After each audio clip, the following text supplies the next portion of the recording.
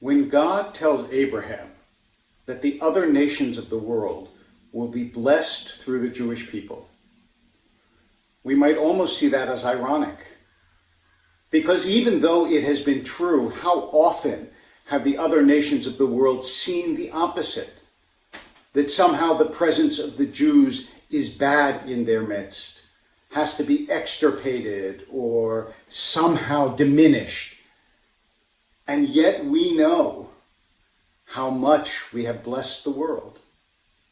And so we face Jew hatred, anti-Semitism, as a puzzle, a conundrum, something that is hard to understand.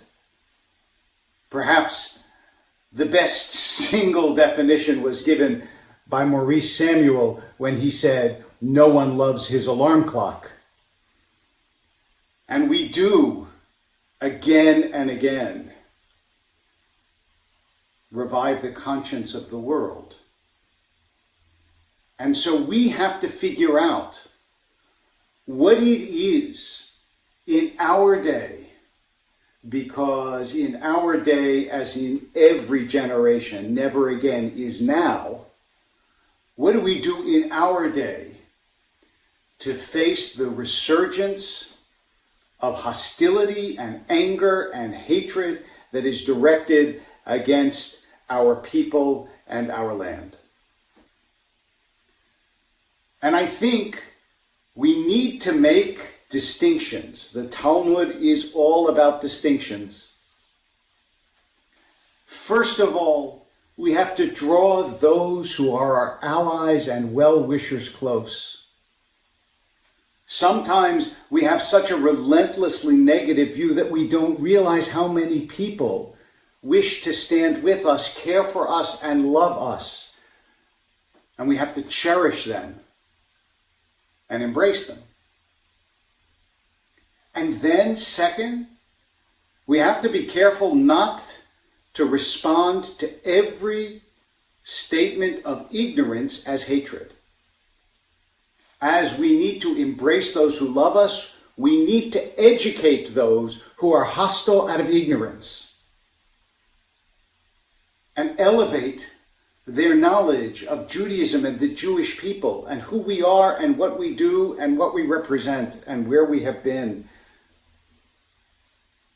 And third, we need to relentlessly oppose and speak out against those who hate us.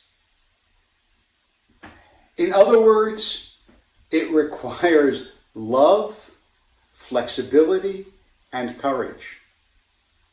And we can't afford to give up on any of those.